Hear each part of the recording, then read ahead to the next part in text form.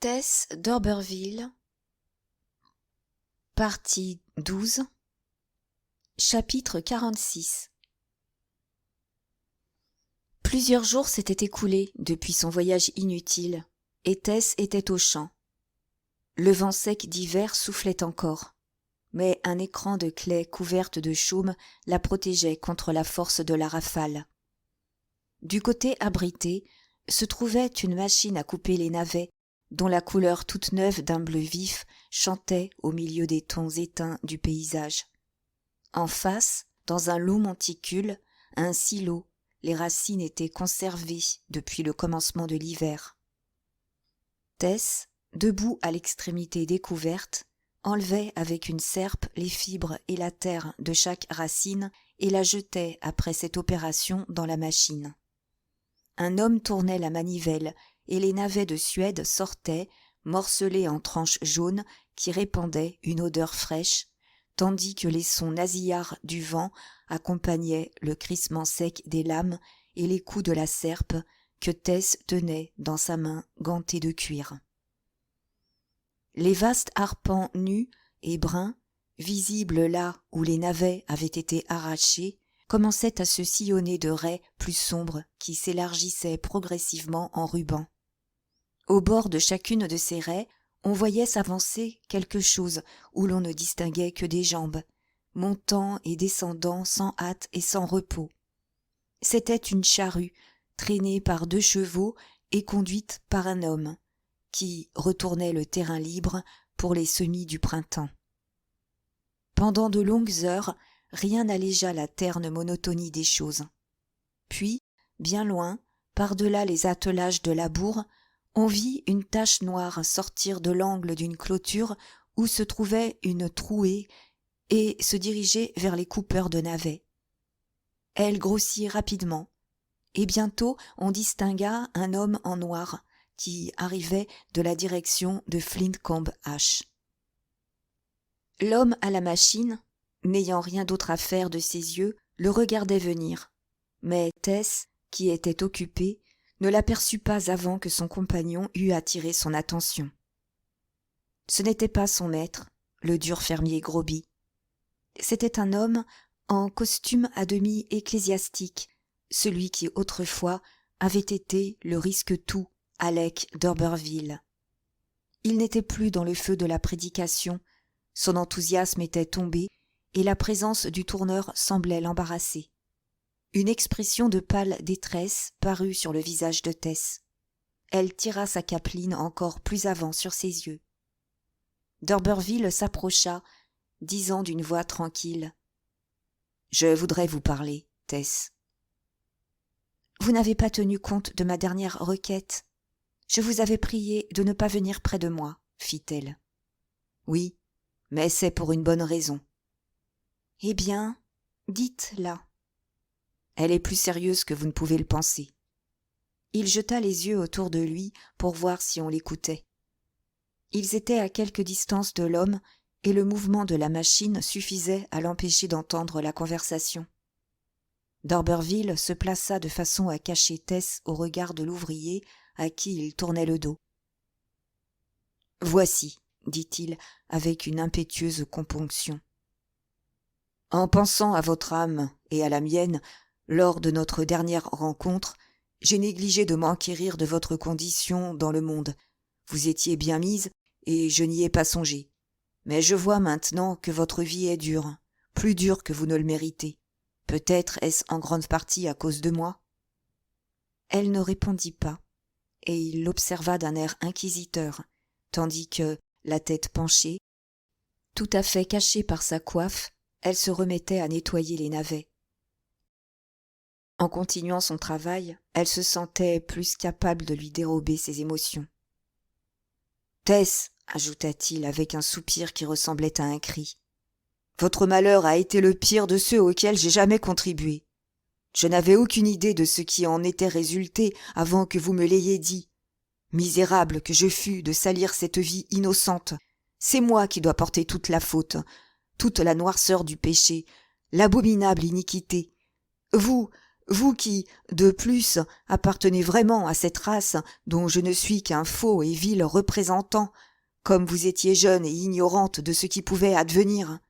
Je le dis hautement, c'est une honte pour des parents d'élever leurs filles dans une si dangereuse ignorance des pièges et des raies que les méchants peuvent leur tendre, même si leur motif est respectable et ne provient pas que de l'indifférence. Tess se contentait de l'écouter, jetant une racine globuleuse et en ramassant une autre avec une régularité automatique. « Mais ce n'est pas ce que je venais vous dire, » continua d'Urberville. « Voici ma position.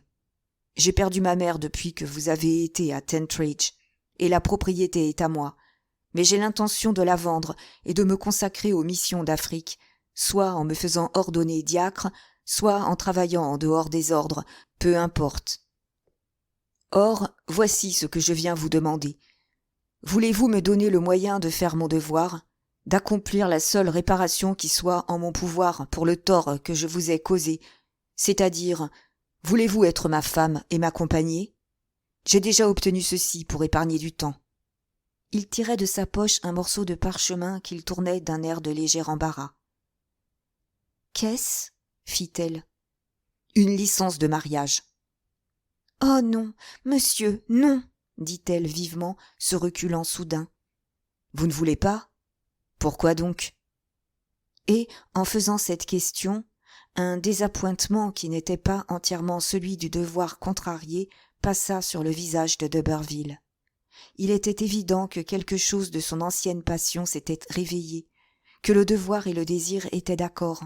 « Sûrement, » reprit-il, d'une façon plus impérieuse. Puis il regarda le manœuvre qui faisait marcher la machine. Tess sentit également que la discussion ne pouvait se terminer là, informant l'homme qu'un monsieur était venu la voir et qu'elle désirait faire quelques pas avec lui. Elle s'en alla avec d'Urberville à travers le champ zébré de sillons. Quand ils arrivèrent à la partie fraîchement labourée, il lui tendit la main pour l'aider à passer, mais elle continua son chemin, montant sur les bourrelets de terre comme si elle ne le voyait pas. « Vous ne voulez pas m'épouser, Tess, et faire de moi un homme qui se respecte ?» répéta-t-il aussitôt qu'ils furent dans les sillons. « Je ne peux pas. »« Mais pourquoi ? » ?»« Vous savez que je n'ai aucune affection pour vous. »« Mais vous arriverez à en ressentir avec le temps, aussitôt peut-être que vous pourrez véritablement me pardonner. »« Jamais. »« Pourquoi être si catégorique ? » ?»« J'aime quelqu'un d'autre. » Ces mots parurent l'étonner. « Vous aimez ? » s'écria-t-il. « Quelqu'un d'autre ?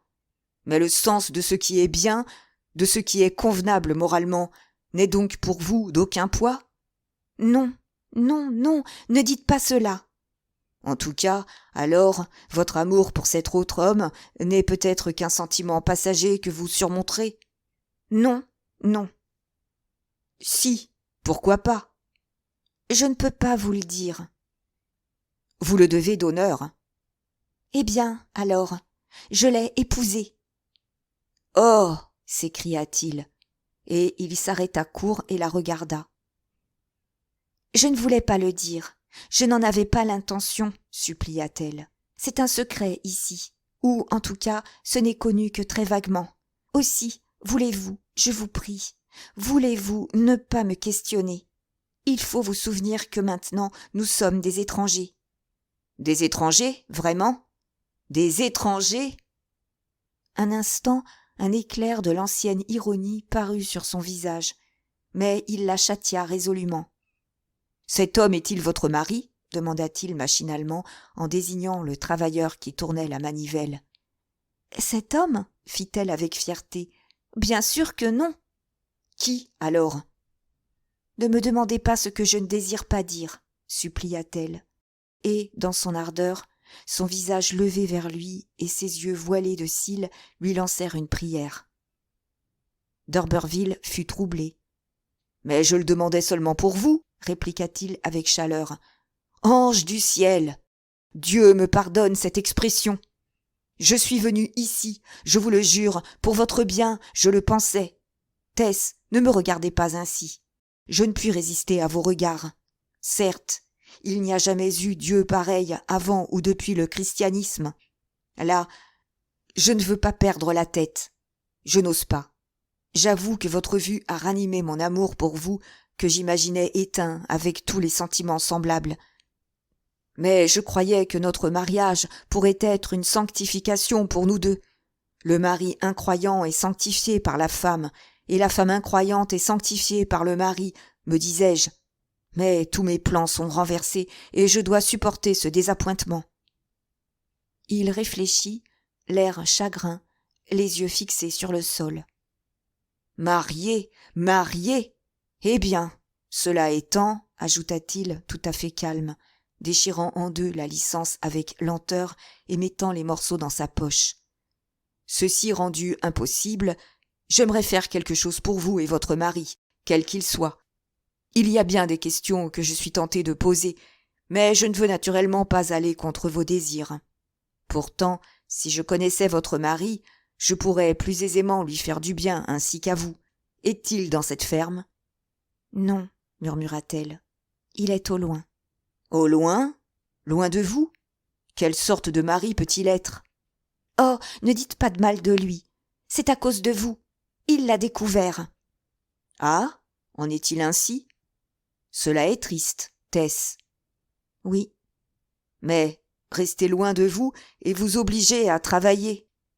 Il ne m'oblige pas à travailler, s'écria-t-elle, se jetant à la défense de l'absent avec toute la ferveur de sa dévotion pour lui. Il ne le sait pas. C'est moi-même qui ai pris cette décision. Alors, écrit-il ? Je ne peux pas vous dire. Il y a des choses qui nous sont personnelles.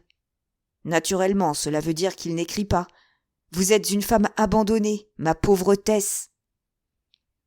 Par un mouvement irréfléchi, il se tourna soudain vers elle et prit sa main recouverte du gant de buffle, mais il saisit les doigts de cuir rude, n'exprimant ni la vie ni la forme de ceux qu'il contenait.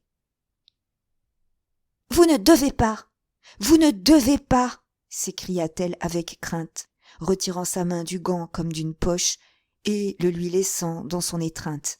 « Oh, allez-vous-en, pour moi et pour mon mari, allez, au nom de votre foi chrétienne. »« Oui, oui, je m'en irai, » dit-il précipitamment et, lui rejetant le gant, il se détourna pour partir. Mais, faisant volte-face, il ajouta : « Tess, aussi vrai que Dieu est mon juge, je n'avais pas l'intention de pécher en vous prenant la main. » Ils n'avaient pas, dans leur préoccupation, remarqué tout près d'eux un piétinement de cheval sur le sol du champ, et une voix cria : « Que diable faites-vous à laisser votre travail à cette heure-ci » Le fermier Groby avait aperçu les deux silhouettes et était venu curieusement savoir ce qu'elles faisaient dans son champ. « Ne lui parlez pas de cette manière, » dit d'Urberville, dont la figure s'assombrit peu chrétiennement. « Vraiment, monsieur ? Et quoi donc que les pasteurs méthodistes peuvent bien avoir affaire avec elle ? » « Qui est cet individu ? » demanda d'Urberville, se tournant vers Tess. Elle vint tout près de lui. « Allez, je vous en prie, » lui dit-elle. « Quoi ? Et vous laissez à ce tyran ? » Je vois sur son visage le rustre grossier qu'il est. « Il ne me fera pas de mal. Il n'est pas amoureux de moi. Je puis quitter à la bonne dame. » Bon, je suppose que je n'ai aucun droit, sinon celui d'obéir. Mais, eh bien, bonsoir. Son défenseur qu'elle redoutait plus que son ennemi ayant disparu à regret, le fermier reprit sa réprimande que Tess reçut avec le plus grand sang-froid. Avoir comme maître cet homme de pierre qui lui aurait donné des coups de poing, s'il avait osé, c'était presque un soulagement après ses aventures d'autrefois. Elle remonta silencieusement le champ, si absorbée par l'entrevue qu'elle venait d'avoir, qu'elle se rendait à peine compte que les naseaux du cheval de Groby lui touchaient presque les épaules. « Si c'est vrai que vous avez pris l'engagement de travailler pour moi jusqu'à la bonne dame, j'aurai l'œil à ce que vous le teniez, » grommelait-il. « La peste étouffe les femmes. Un jour c'est une chose, un autre jour c'est une autre. mais je ne le supporterai pas plus longtemps. » Sachant très bien qu'il la harcelait plus que les autres filles de ferme, par rancune du coup reçu autrefois, elle se représenta un moment ce qui serait arrivé si elle avait été libre d'accepter l'offre de tout à l'heure et de devenir la femme du riche Halleck.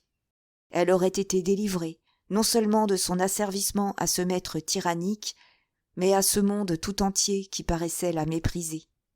« Mais non, non, fit-elle haletante, je ne pourrais pas l'épouser maintenant.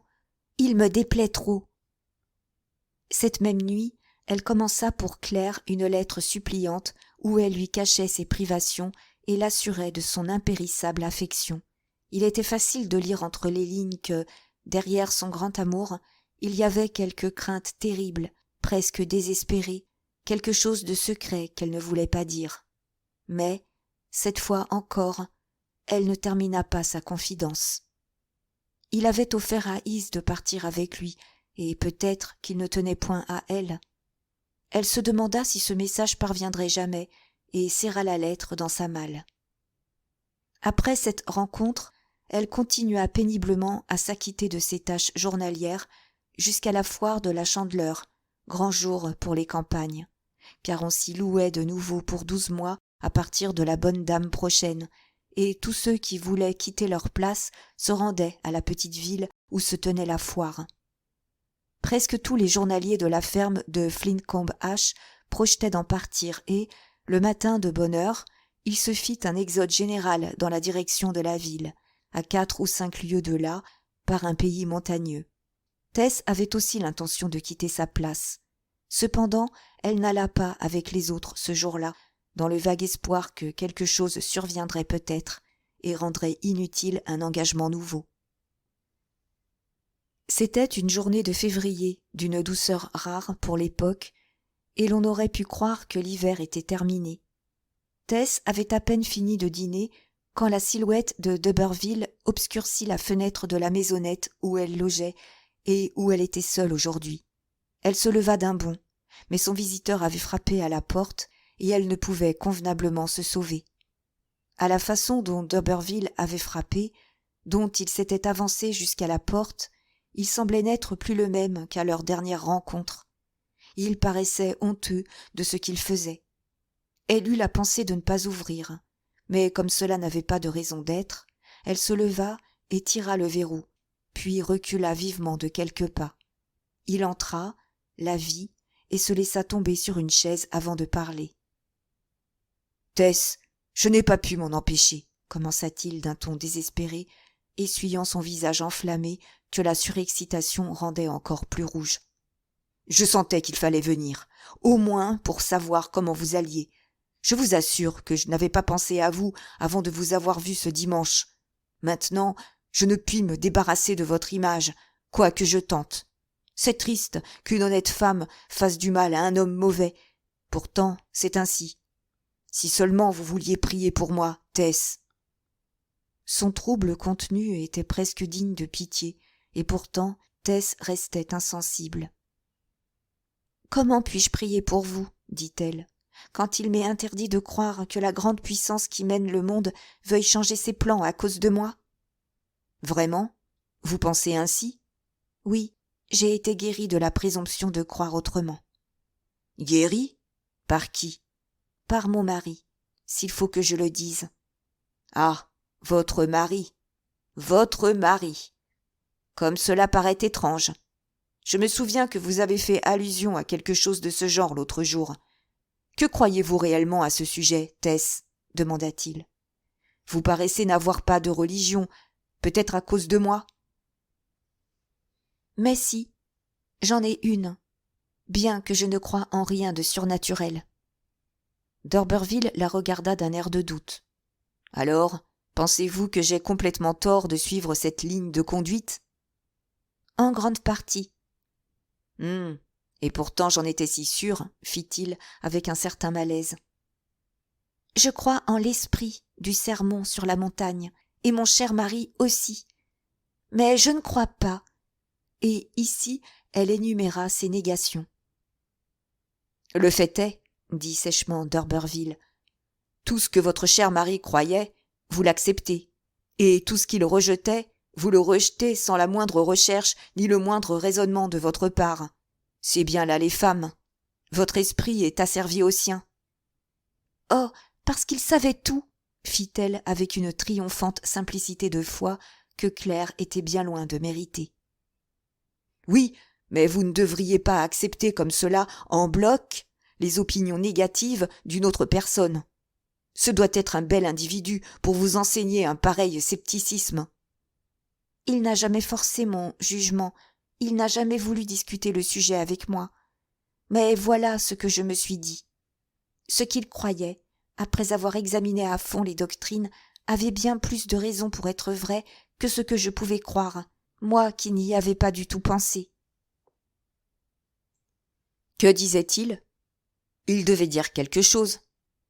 Elle réfléchit et, avec la mémoire vivace qu'elle conservait de toutes les paroles d'Angel, même quand elle n'en avait pas saisi l'esprit, elle rappela un syllogisme impitoyable dont il s'était servi devant elle quand il se laissait aller à penser tout haut, comme cela lui arrivait parfois. En le rapportant, elle prit l'accent et les manières de Claire, avec une fidélité pleine de vénération. « Redites-le » demanda d'Urberville, qui avait écouté avec la plus grande attention. Elle répéta l'argument, et d'Urberville murmura pensivement les mots après elle. « Rien d'autre » demanda-t-il ensuite.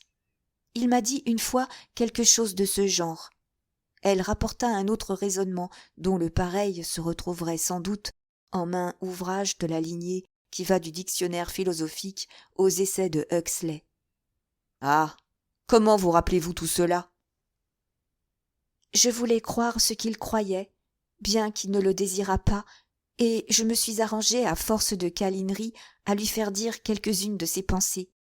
Je ne peux pas répondre que je comprenne tout à fait celle-ci, mais je sais qu'elle est juste. Imaginez donc que vous puissiez m'enseigner ce que vous ne savez pas vous-même. Il tomba dans la rêverie. Et ainsi j'ai voulu partager sa destinée spirituelle, reprit-elle. Je ne désirais pas qu'elle fût différente. Ce qui est assez bon pour lui est assez bon pour moi. Sait-il que vous êtes une aussi grande infidèle que lui ? Non, je ne lui ai jamais dit, si je suis une infidèle. Eh bien, vous êtes aujourd'hui en meilleure posture que moi, Tess, après tout. Vous ne croyez pas devoir prêcher ma doctrine, et vous ne faites donc pas outrage à votre conscience en vous abstenant. Je crois devoir prêcher, mais, comme les démons, je crois et je tremble, car j'abandonne soudain ma prédication et je me laisse aller à ma passion pour vous. Comment ? Eh bien, fit-il avec lassitude, j'ai fait tout le chemin jusqu'ici pour vous voir aujourd'hui. Mais j'étais parti de chez moi pour aller à la foire de Casterbridge, où j'ai entrepris de prêcher la parole de Dieu sur une charrette, à 2h30 de l'après-midi, et où les frères m'attendent en ce moment. Voici l'annonce. Il tira de sa poche de côté une affiche où étaient imprimés le jour, l'heure et le lieu du meeting auquel d'Urberville prêcherait l'Évangile. « Mais comment pouvez-vous y arriver ?» dit Tess, regardant la pendule. « Je ne le peux pas. Je suis venue ici. »« Comment ? Vous avez vraiment promis de prêcher et… » »« J'ai promis de prêcher et je n'y serai pas, parce que je brûlais du désir de voir une femme que j'ai méprisée autrefois. Non, sur ma parole et mon honneur, je ne vous ai jamais méprisé. Si cela était, je ne vous aimerais pas maintenant. Si je ne vous ai pas méprisé, c'est à cause de votre pureté véritable, en dépit de tout. Vous vous êtes retiré de moi si vite, si résolument quand vous avez compris la situation. Vous n'êtes pas resté à mon bon plaisir. Il y a dans le monde une de mes victimes pour qui je n'ai pas de dédain, et c'est vous. Mais vous avez le droit de me mépriser maintenant.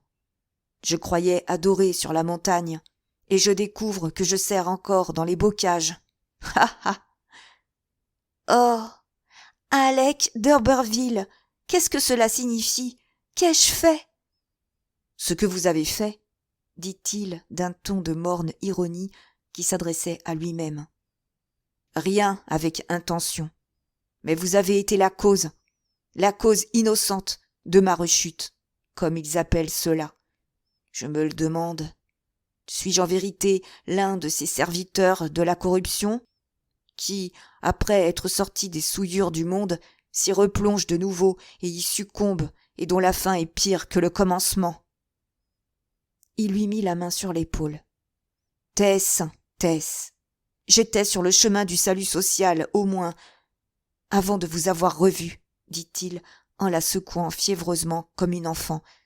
Et pourquoi donc, alors, m'avez-vous tenté?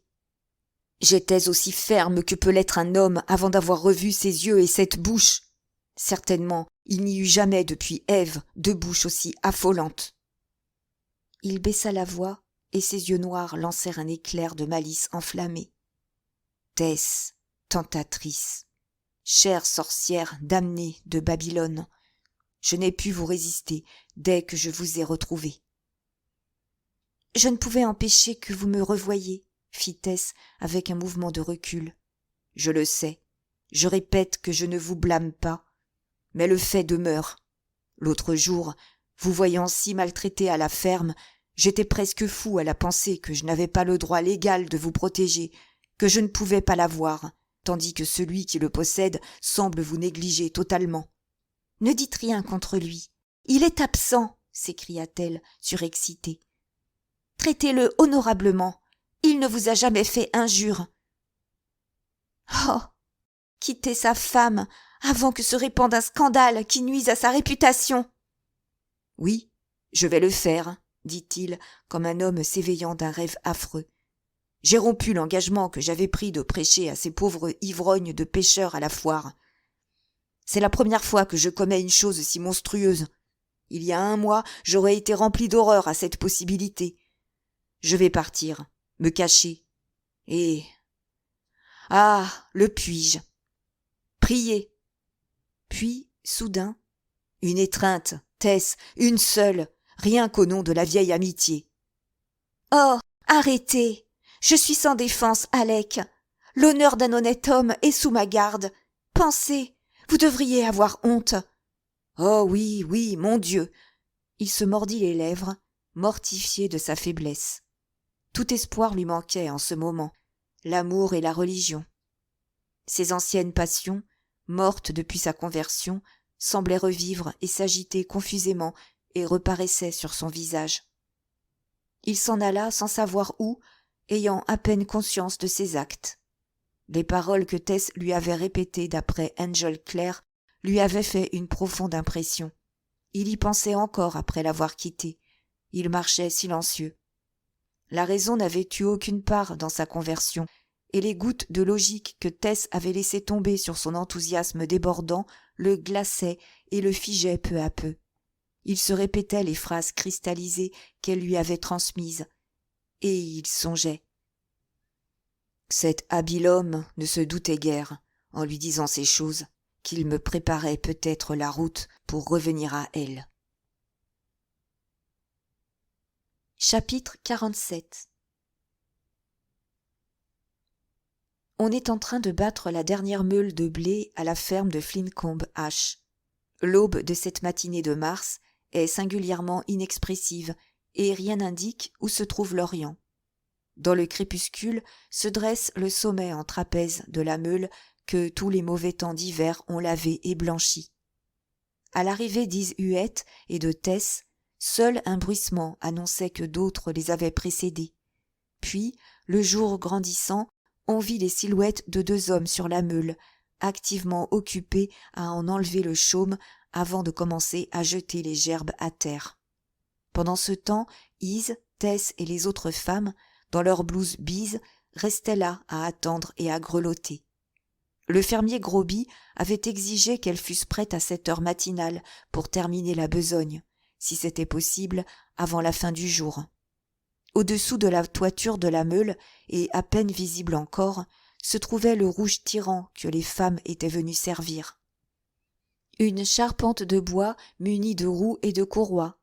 La batteuse, dont l'exigence despotique allait mettre à dure épreuve l'endurance de leurs nerfs et de leurs muscles.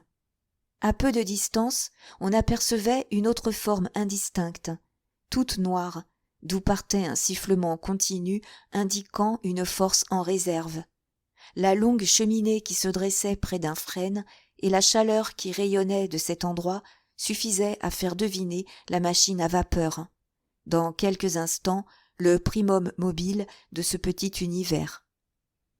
Tout contre se tenait un être sombre et immobile. Une haute stature, noire de suie, dans une sorte de léthargie, avec un monceau de charbon à ses côtés. C'était le mécanicien. Ses manières, sa couleur, en faisaient un être isolé qui semblait venu des régions souterraines, égaré dans la limpidité sans fumée de cette terre pâle aux grains dorés, pour frapper de stupeur et de trouble les aborigènes. Et c'était vrai, il était d'un autre monde, il servait la fumée et le feu, tandis que ces habitants des champs étaient les serviteurs de la végétation, du temps, du gel, du soleil. Avec sa machine, il voyageait de ferme en ferme, de comté en comté, car la batteuse mécanique était encore ambulante dans cette partie du Wessex. Quand il parlait, c'était avec un étrange accent du Nord. Il songeait, replié sur lui-même. Ses yeux restaient fixés sur le monstre de fer, sa charge précieuse. À peine voyait-il les campagnes environnantes, et il ne s'en souciait guère. Avec les gens du pays, il n'entretenait que les rapports strictement nécessaires, comme si une antique sentence le condamnait à errer contre sa volonté au service de son maître infernal. La longue courroie qui allait de la roue motrice de la machine à la batteuse rouge était le seul lien qui l'unit au champ. Tandis que l'on découvrait les gerbes, il restait apathique auprès de son torride et noir réceptacle d'énergie, autour duquel vibrait l'air matinal. Les préparatifs ne le regardaient pas. Le feu attendait incandescent. La vapeur était à haute pression. Il pouvait en quelques secondes donner à la longue courroie une vélocité invisible. Au-delà, que ce fût blé, paille ou chaos, peu lui importait. Si un des flâneurs autochtones lui demandait son nom, il répondait brièvement « Mécanicien ». Il faisait grand jour quand la meule fut prête. Alors les hommes prirent leurs places respectives. Le fermier était déjà arrivé, et, sur son ordre, Tess s'installa sur la plate-forme de la machine tout près de l'homme qui l'alimentait. Elle avait pour besogne de délier chaque gerbe de blé que lui passait Ise, debout sur la meule, afin que l'engreneur pût la saisir et l'écarter sur le tambour en révolution, qui en balayait les grains en un instant. Après une ou deux anicroches qui réjouirent le cœur des ennemis des machines, tout marcha bien. À l'heure du déjeuner, la batteuse s'arrêta une demi-heure. Puis, quand le travail recommença après le repas, toutes les forces supplémentaires de la ferme furent mises en réquisition pour construire la meule de paille qui commençait à s'élever à côté de celle de blé. On fit une rapide collation sur place, et puis 2 autres heures conduisirent au moment du dîner.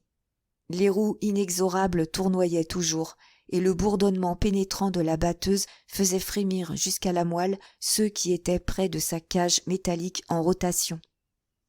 Les vieux, sur la meule de paille grandissante, parlaient des jours d'antan où l'on battait le blé en haut fléau sur l'air en chaîne, où tout jusqu'au vannage se faisait à la main. Ceux qui étaient plus lents, mais, à leur avis, donnaient de meilleurs résultats. Les ouvriers sur la meule de blé échangeaient aussi quelques paroles, mais les malheureux, trempés de sueur, qui étaient sur la batteuse et dont Tess faisait partie, ne pouvaient dire un mot. Tess commençait à souffrir cruellement et à regretter d'être jamais venue à Flincombe H. Les femmes sur la meule de blé, en particulier Marianne, pouvaient s'arrêter de temps à autre, boire de la bière ou du thé froid dans une gourde, s'essuyer le visage ou secouer de leurs vêtements les brins de paille et les balles de blé. Mais Tess n'avait pas un moment de répit, car ni le tambour ni l'engreneur ne s'arrêtaient jamais. Marianne changeait pourtant de place avec elle une demi-heure parfois, malgré le fermier qui la trouvait trop lente dans ses mouvements. C'était généralement une femme qu'on chargeait de cette besogne, sans doute par économie. Et Groby avait choisi Tess parce que, disait-il, elle joignait la force et la rapidité à l'endurance, ce qui pouvait être vrai. Le bourdonnement de la batteuse, qui empêchait toute conversation, devenait frénétique dès que la ration de blé était au-dessous de la quantité réglementaire. Comme Tess et l'engreneur ne pouvaient tourner la tête, elle ne vit pas que, juste avant l'heure du dîner, quelqu'un était entré silencieusement dans le champ par la barrière, restant debout sous une seconde meule à observer la scène, et Tess en particulier. Cet individu portait un costume à la mode et faisait le moulinet avec une canne élégante. « Qui est celui-là » dit Isuette à Marianne. Elle avait d'abord adressé la question à Tess, mais celle-ci ne pouvait l'entendre. « Le bon ami de quelqu'un, je suppose, » fit Marianne d'un ton laconique. « Je parierais une guinée qu'il est après Tess. »« Oh non, c'est un pasteur méthodiste qui était après elle ces derniers temps, pas un monsieur chic comme ça. »« Mais c'est le même homme. »« Le même que le prédicateur ? Mais il est tout différent. » Il a quitté son habit noir et sa cravate blanche et il a coupé ses favoris. Mais c'est le même homme, tout de même. « Vraiment, tu crois ? » « Alors, je vas lui dire, » fit Marianne. « Non, ne lui dis pas, pour sûr qu'elle le verra assez tôt. »« Vrai, je trouve pas du tout bien de sa part, avec son prêche, de faire la cour à une femme mariée, malgré que son mari est à l'étranger et qu'elle est veuve, dans un sens. »« Oh, il ne peut pas lui faire de mal, » fit l'autre d'un ton sec. « Elle a son idée, et on ne peut pas plus la lui tirer de la tête qu'un chariot embourbé du trou où il est. Bon Dieu, c'est pas de faire la cour, ni de prêcher, ni les 7 tonnerres eux-mêmes qui peuvent changer une femme quand, pour elle, il vaudrait mieux changer. » Il était l'heure de dîner et le tournoiement cessa. Alors Tess quitta son poste. Et ses genoux tremblaient si misérablement, par suite de la trépidation de la machine, qu'elle pouvait à peine marcher.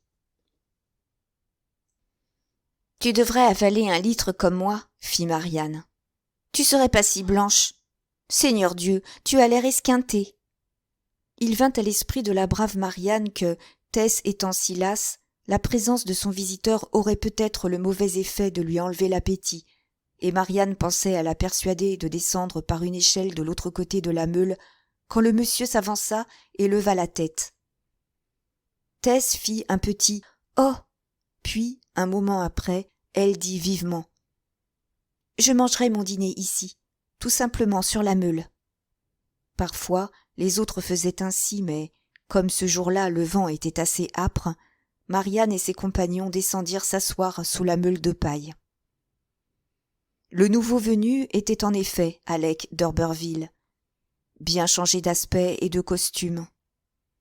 Dès le premier coup d'œil, il était évident que l'ancien Welt Lust avait reparu, que l'homme avait repris, autant que faire se pouvait avec 3 ou 4 ans de plus, les allures tapageuses et délurées sous lesquelles Tess avait d'abord connu son admirateur et prétendu cousin. Tess s'assit donc au milieu des gerbes, hors de vue du sol, et commença son repas. Mais bientôt elle entendit monter à l'échelle, et Alec parut sur la meule, devenue une plate-forme de gerbes, oblongue et unie. Il les enjamba et s'assit en face de Tess sans dire un mot. Elle continua son modeste dîner, une tranche de crêpe épaisse qu'elle avait apportée. Les autres travailleurs étaient tous réunis à ce moment sous la meule, confortablement installés dans la paille éparse. « Me voici de nouveau comme vous vous en apercevez, » dit d'Urberville. « Pourquoi me tourmentez-vous ainsi ?» s'écria-t-elle, et toute sa personne jusqu'au bout des doigts même semblait lui lancer des reproches. « Moi ? Vous tourmenter ? Je crois que je pourrais vous dire, à vous, pourquoi me tourmentez-vous ? » « Ah, je ne vous tourmente sûrement pas. » « Vous dites que non, mais vous le faites. Vous me hantez. Ces yeux mêmes que vous tourniez sur moi tout à l'heure avec un tel éclair d'amertume, je n'ai cessé de les voir ainsi, jour et nuit. Tess, depuis que vous m'avez parlé de notre enfant, mes sentiments, qui étaient en train de couler en torrent impétueux vers le ciel, semble avoir soudain trouvé un passage vers vous et s'y être tout à coup précipité. Le canal de l'Évangile désormais est à sec, et c'est vous qui en êtes cause, vous seul. » Elle le regardait, les lèvres entr'ouvertes. « Comment ? Vous avez abandonné votre prêche ? » demanda-t-elle. Ce qu'Angel lui avait communiqué de l'incrédulité moderne lui faisait mépriser les enthousiasmes de faux allois, mais comme femme, elle était consternée. « Entièrement. J'ai rompu tous mes engagements depuis cet après-midi où je devais parler aux ivrognes de la foire de Casterbridge. Le diable seul sait ce que les frères pensent de moi. » « Ah ah, les frères ! Sans doute, ils prient pour moi, pleurent sur moi, car ce sont de braves gens dans leur genre. Mais que m'importe ?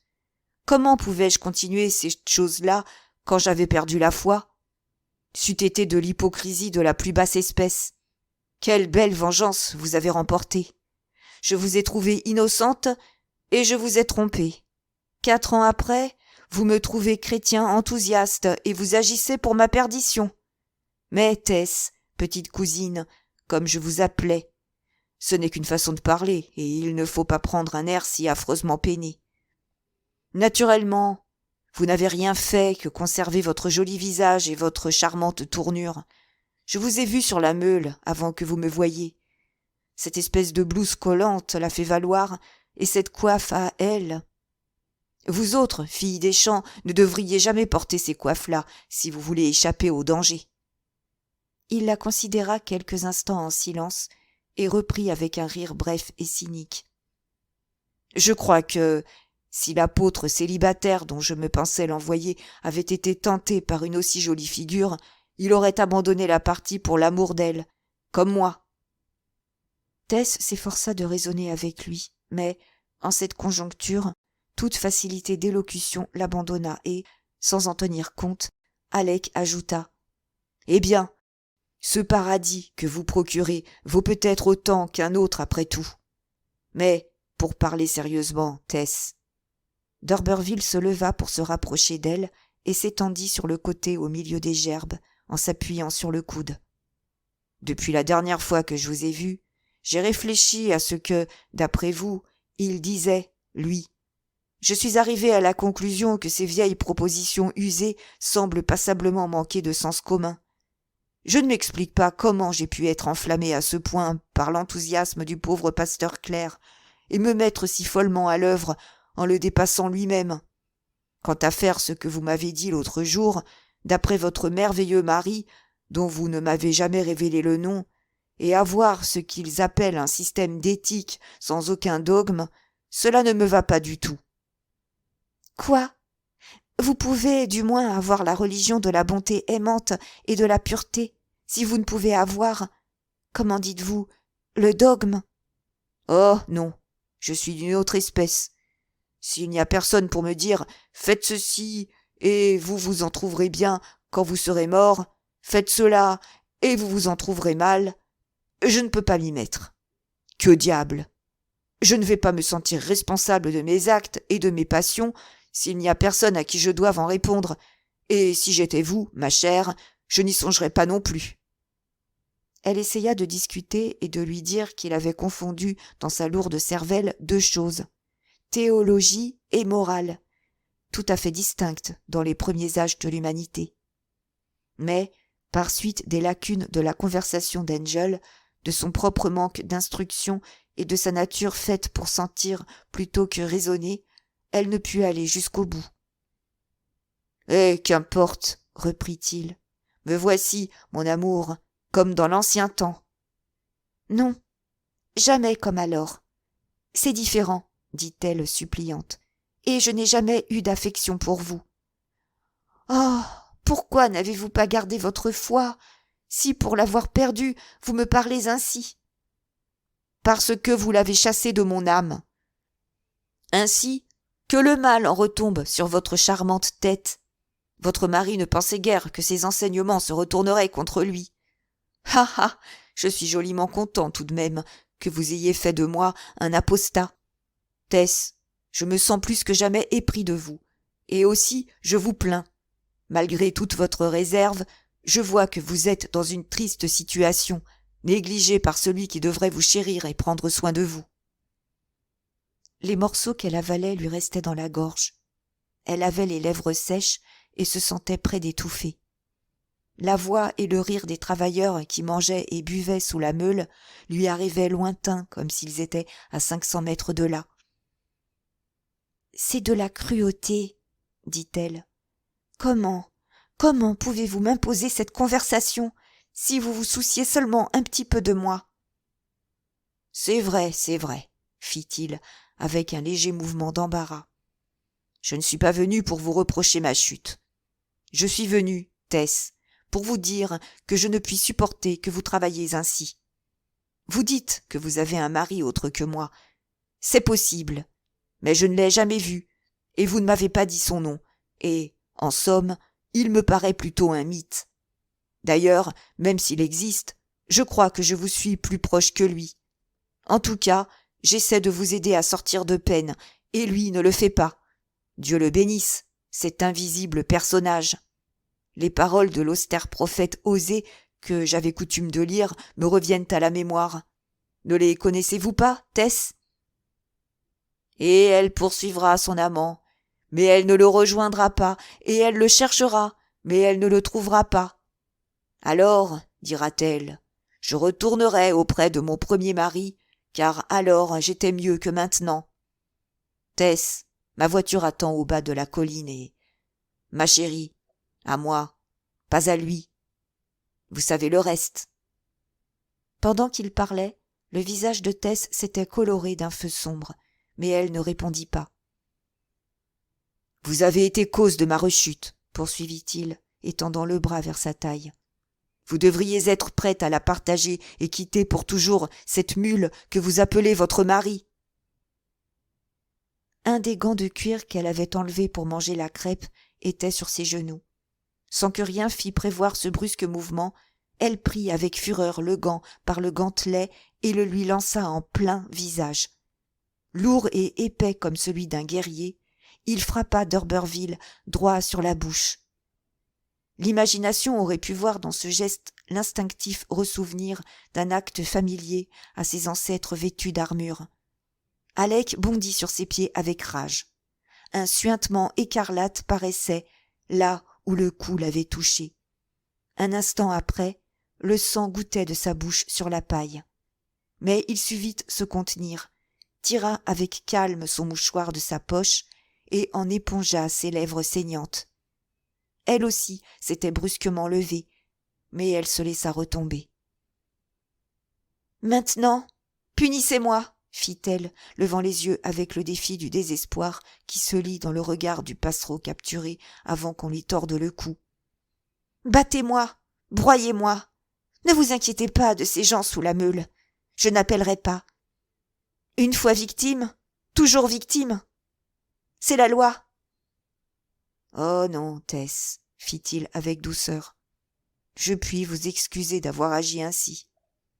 Mais vous oubliez fort injustement une chose. C'est que je vous aurais épousée si vous ne l'aviez pas rendu impossible. Ne vous ai-je pas nettement demandé d'être ma femme ? Hein ? Répondez-moi. » « Oui. »« Et vous ne pouvez l'être. Mais souvenez-vous d'une chose. » Sa voix devenait plus dure à mesure que son irritation prenait le dessus et qu'il se rappelait sa sincérité et l'ingratitude de Tess. Il s'avança tout près d'elle et la tint par les épaules, tandis qu'elle tremblait sous son étreinte. « Souvenez-vous, ma belle dame, j'ai été une fois votre maître. Je serai encore votre maître, et si vous êtes la femme de quelqu'un, vous êtes la mienne. » En bas, les batteurs commençaient à s'agiter. « Voilà pour notre querelle, » dit-il en la lâchant. « À présent, je vous quitte. Et je reviendrai chercher votre réponse dans l'après-midi. Vous ne me connaissez pas encore, mais, moi, je vous connais. » Elle n'avait plus redit un mot et demeurait comme étourdie. D'Urberville s'en retourna par-dessus les gerbes et descendit l'échelle, pendant que les travailleurs au-dessous se levaient, s'étiraient et secouaient l'engourdissement causé par la bière qu'ils avaient bue. Puis, la batteuse repartit de plus belle et, au milieu du bruissement de la paille, Tess reprit sa place près du tambour ronflant, comme en un rêve, défaisant les gerbes l'une après l'autre, sans fin. Chapitre 48. Dans l'après-midi, le fermier fit savoir que la meule devait être finie ce soir-là, puisque la lune leur permettait de travailler et que l'homme à la machine était retenu le lendemain dans une autre ferme. De sorte que grincements, ronflements et bruissements continuèrent sans répit. Tess ne leva pas les yeux avant 3 heures. Elle jeta un regard fugitif autour d'elle et ressentit peu de surprise à voir qu'Alec d'Orberville était revenu. Il se tenait contre la haie près de la barrière. Il avait saisi son regard et lui fit signe cordialement de la main, tandis qu'il lui envoyait un baiser. Cela signifiait que leur querelle était terminée. Tess baissa les yeux et s'abstint soigneusement de regarder dans sa direction. Ainsi se traîna l'après-midi. La meule de blé diminuait et celle de paille s'élevait, et des charrettes emportaient les sacs de grains. À 6 heures, la meule n'arrivait plus qu'à l'épaule, mais les gerbes paraissaient encore innombrables, malgré les quantités énormes englouties par l'insatiable avaleuse qu'alimentaient l'engreneur et Tess.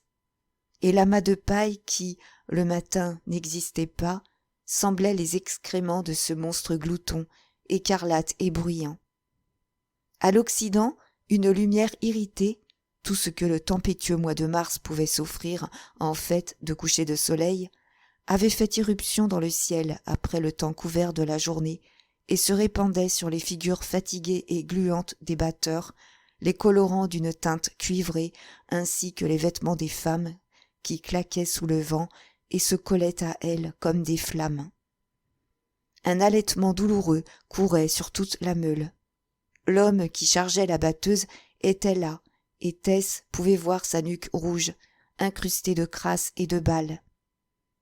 Elle était toujours à son poste, la figure enflammée, ruisselante de sueur, couverte d'une couche de poussière de blé dont sa coiffe blanche était brunie.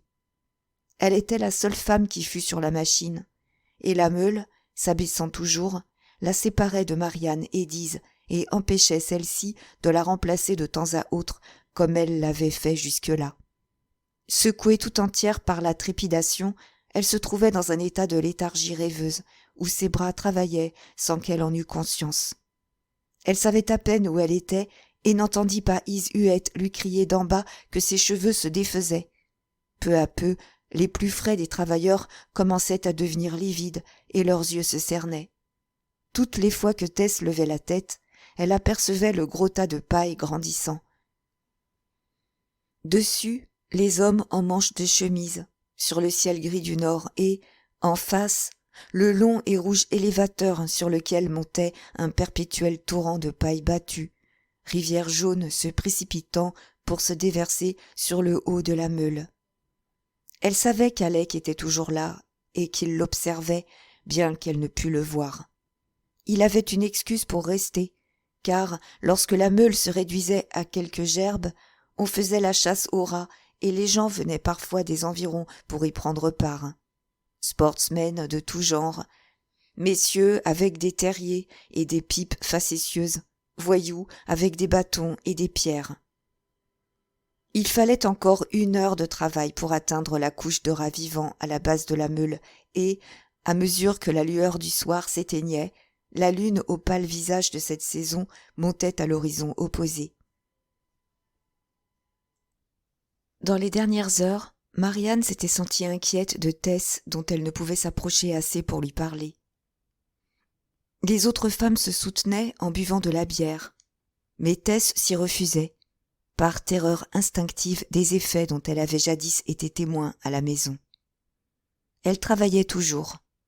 Elle savait que, si elle ne pouvait aller jusqu'au bout, elle serait obligée de quitter la ferme, et cette éventualité, qu'elle aurait envisagée avec soulagement 1 mois ou 2 plus tôt, la remplissait d'effroi depuis que d'Urberville avait commencé à rôder autour d'elle.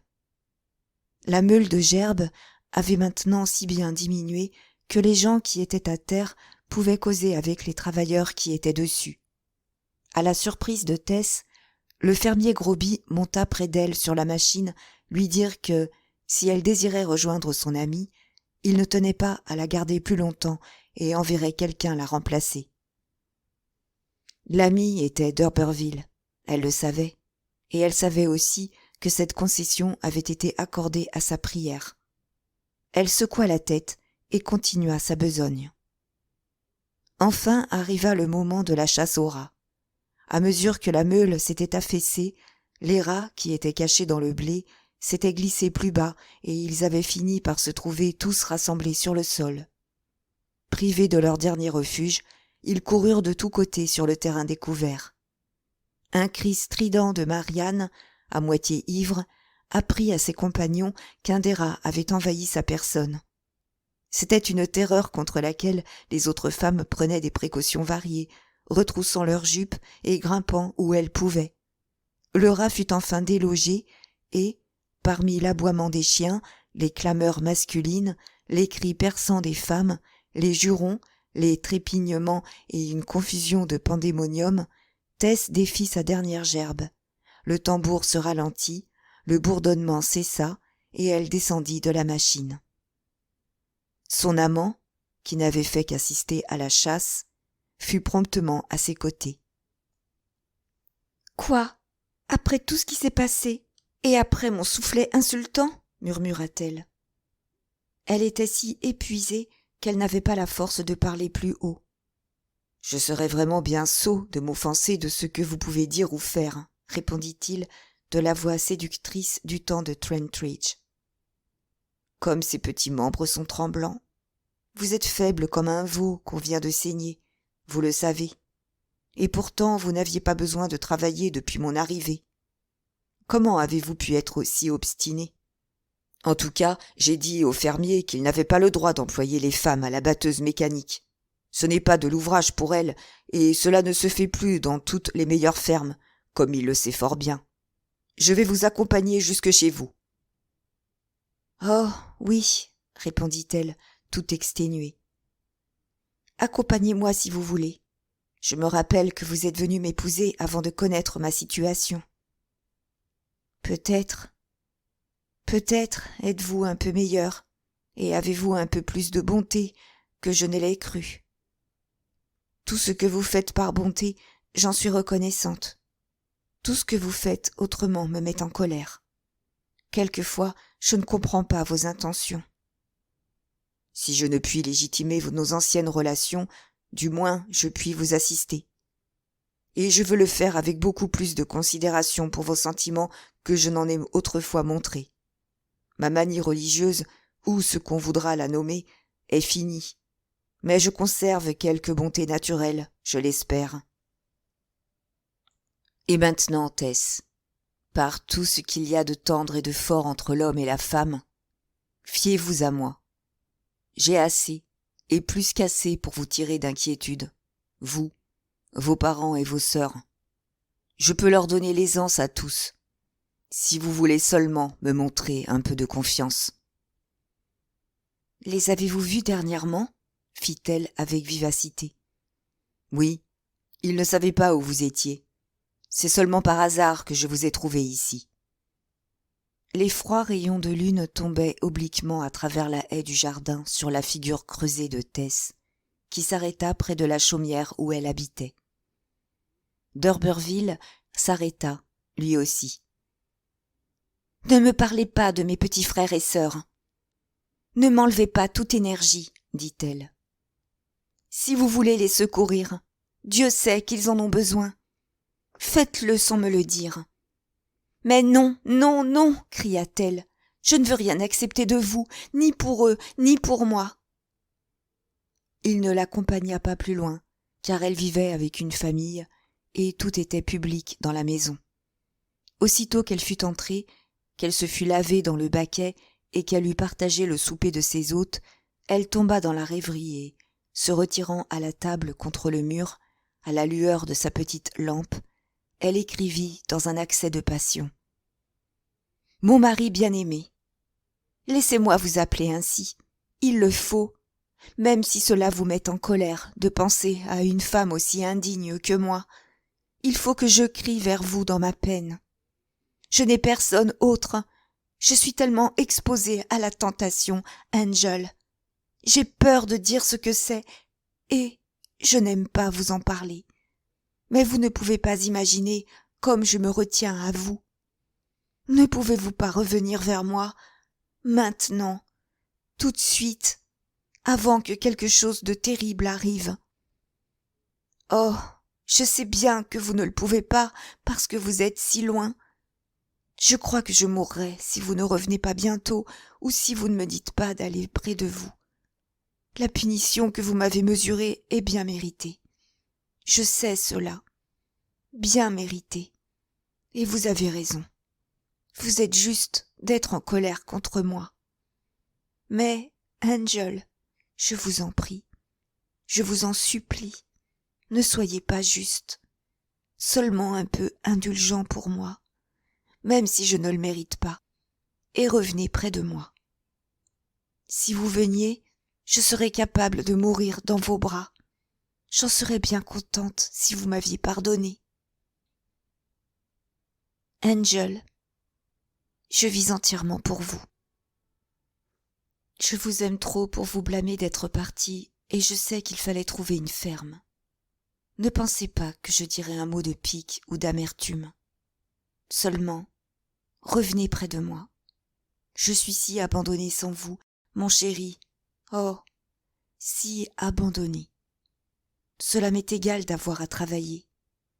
Mais si vous vouliez m'envoyer un petit mot, un seul, et dire « J'arrive bientôt », je patienterai, Angel.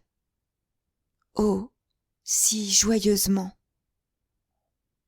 Ça a été pour moi une telle religion, depuis que nous sommes mariés, de vous être fidèle dans toutes mes pensées et dans tous mes regards que, même si un homme m'adresse un compliment à l'improviste, il semble que c'est vous faire injure. N'avez-vous jamais senti un petit brin de ce que vous sentiez quand nous étions à la laiterie?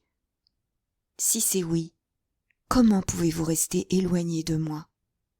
Je suis la même femme, Angel, que celle dont vous êtes tombé amoureux. Oui, juste la même. Pas celle que vous détestiez, mais que vous n'aviez jamais vue.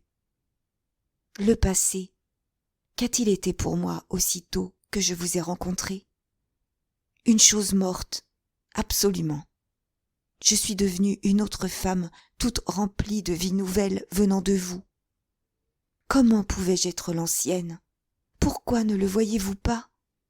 Chérie, si seulement vous vouliez avoir un peu plus de suffisance et croire que vous avez eu la force de faire ce changement en moi, vous auriez peut-être envie de revenir près de moi, votre pauvre femme.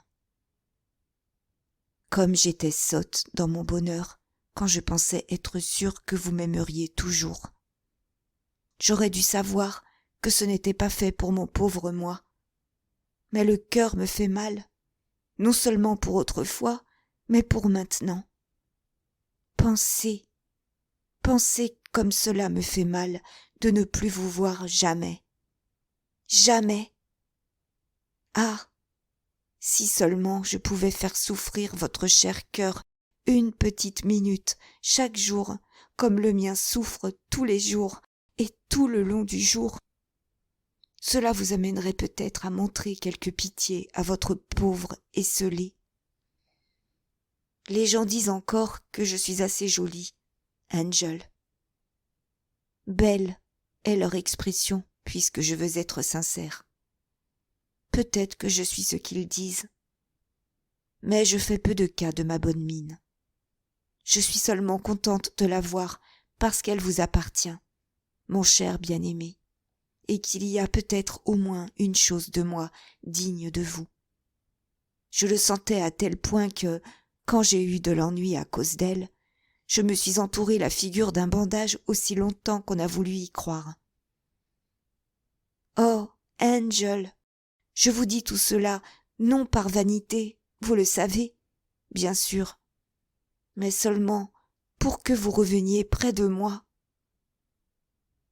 Si vous ne pouvez vraiment venir près de moi, laissez-moi aller près de vous. Je suis, comme je dis, harcelée, pressée de faire ce que je ne veux pas faire. Il est impossible que je cède d'un pouce. Pourtant, je suis dans l'épouvante que quelque chose arrive, et je me sens tellement sans défense à cause de ma première faute. Je ne peux pas en dire plus. Cela me rend trop misérable.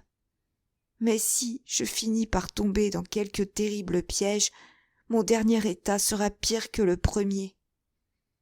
Oh, Dieu, je ne veux pas y penser. Laissez-moi venir tout de suite, ou revenez tout de suite près de moi.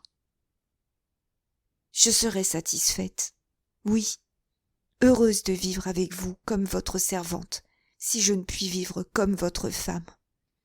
Pourvu que je sois seulement près de vous, que je vous entrevoie et que je pense que vous êtes à moi. Le jour n'a rien à me montrer depuis que vous n'êtes plus ici, et je n'aime pas voir les freux et les étourneaux dans les champs parce que j'ai tant de chagrin et que vous me manquez tant, vous qui les voyez avec moi. Je ne soupire qu'après une seule chose dans le ciel ou sur la terre, c'est de vous retrouver, mon cher bien-aimé. Revenez près de moi, et sauvez-moi de ce qui me menace. Votre fidèle et navrée, Tess. Chapitre 49. Cet appel parvint en temps voulu au paisible presbytère, dans la vallée où la richesse du sol et la douceur de l'air, permettant à la végétation de croître presque sans culture, contrastaient avec la terre ingrate et rude de Flincombe Ash, et où le monde des humains paraissait à tort si différent aux yeux de Tess. Angel lui avait recommandé, pour plus de sûreté, d'envoyer ses lettres par l'intermédiaire de son père, mais il la tenait assez régulièrement au courant de ses changements d'adresse. « À présent, dit le vieux monsieur Clare, après avoir regardé l'enveloppe, si Angel se propose de quitter Rio à la fin du mois pour revenir nous voir, comme il nous l'a fait espérer, voilà qui précipitera peut-être ses plans, car ceci me paraît une lettre de sa femme. » Il soupira profondément en songeant au mariage, et la missive fut promptement retournée à Angel. Les deux parents se faisaient des reproches au sujet de cette malencontreuse union. Si Angel avait été envoyé à Cambridge, s'il ne s'était pas destiné à la profession de fermier, il n'aurait pas été jeté dans la société de filles des champs. Il ne savait pas exactement ce qui l'avait séparé de sa femme, ni la date de la séparation. D'abord, ils avaient supposé que la cause en était une aversion insurmontable. Puis, Angel, dans ses dernières lettres, ayant fait allusion à son intention de venir chercher sa femme, ils en avaient conclu que la division entre les époux n'était pas aussi désespérée qu'ils l'avaient craint. Angel leur avait dit que Tess était avec sa famille, et, dans leur incertitude, ils avaient décidé de ne pas s'immiscer dans une situation qu'ils ne savaient comment améliorer. Les yeux à qui la lettre de Tess était destinée contemplaient alors une étendue sans limite. Claire était sur un mulet qui le transportait de l'intérieur du continent sud-américain vers la côte. Il avait passé par bien des épreuves. Il n'était pas encore complètement remis d'une maladie dont il avait été atteint peu après son arrivée, et il avait fini par abandonner presque tout espoir de culture. Cependant, il avait voulu cacher ce changement de plan à ses parents tant qu'il lui resterait des doutes. L'intention primitive d'Angel n'avait pas été d'immigrer au Brésil, mais de prendre une ferme au pays, dans le nord ou dans l'est, et il était venu dans un accès de désespoir pour échapper à son existence passée.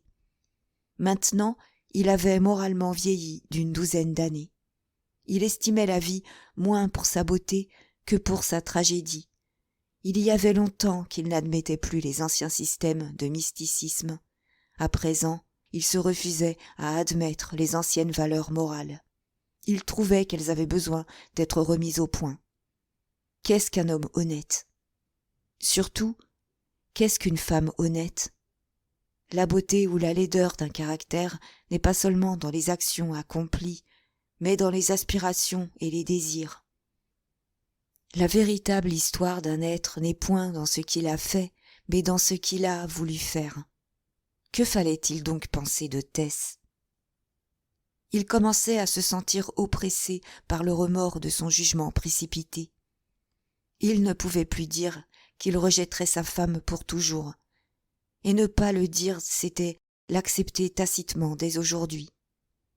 Ce renouveau de tendresse coïncidait avec l'époque où elle résidait à Flintcomb Ash, avant qu'elle se fût permis de le troubler par un mot au sujet de ses difficultés ou de ses angoisses.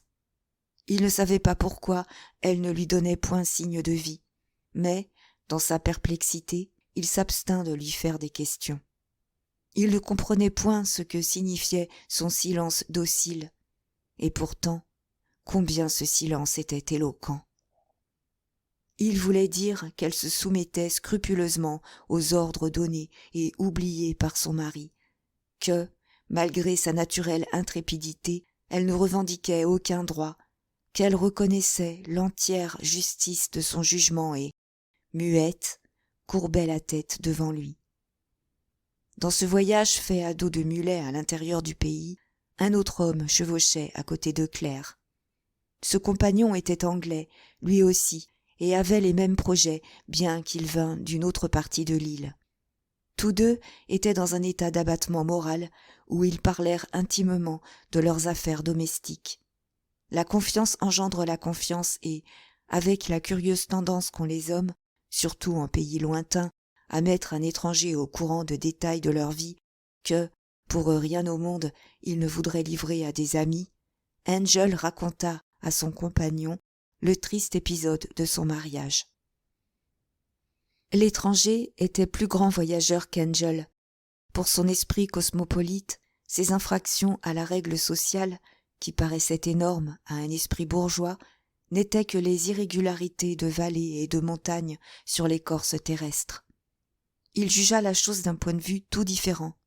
À son avis, ce que Tess avait été n'avait aucune importance auprès de celle qu'elle voulait être, et il dit nettement à Claire qu'il avait eu tort de s'éloigner d'elle.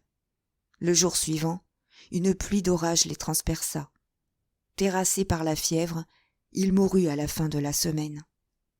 Claire attendit quelques heures pour l'enterrer, puis continua sa route. Les réflexions passagères de cet esprit libéral, de cet étranger dont il ne connaissait que le nom, reçurent de sa mort un sens plus solennel et agirent sur Angel plus fortement que toutes les raisons des philosophes. Il rougit de son étroitesse. Ses inconséquences lui revinrent en foule. N'avait-il pas constamment exalté le paganisme grec aux dépens du christianisme, et pourtant cette civilisation ne vouait pas à la mésestime certaine la femme qui se donnait en dehors de la loi. Du moins, il aurait pu considérer comme discutable l'horreur, venant sans doute d'un mysticisme héréditaire, qu'il éprouvait pour la virginité perdue, quand celle-ci avait succombé à la trahison. Un remords le saisit. Les paroles d'Ishuet, qui jamais n'étaient restées complètement assoupies dans sa mémoire, se réveillèrent. Il lui avait demandé si elle l'aimait. Is avait répondu affirmativement. L'aimait-elle plus que Tess? Non, avait-elle répliqué. Tess donnerait sa vie pour lui. Elle-même ne pourrait faire davantage. Il pensait à Tess, et la voyait telle qu'elle lui était apparue le jour des noces, les yeux fixés sur lui, suspendue à ses paroles comme à celles d'un dieu. Et pendant cette terrible soirée devant l'âtre, où son âme simple s'était découverte à la sienne, combien son visage paraissait attendrissant aux lueurs du feu, quand elle ne pouvait comprendre que l'amour et la protection d'Angel pussent lui être retirés. Ainsi, après avoir été son accusateur, il finissait par devenir son avocat. Il retirait les paroles cyniques qu'en lui-même il avait prononcées contre elle, et qui ne lui seraient jamais venues à la bouche s'il n'avait eu le tort de se laisser influencer par des principes généraux et de négliger le cas particulier. l'intérêt historique de la famille de Tess, cette lignée dominatrice des d'Uberville qu'il avait dédaignée comme une force usée, le touchait à présent.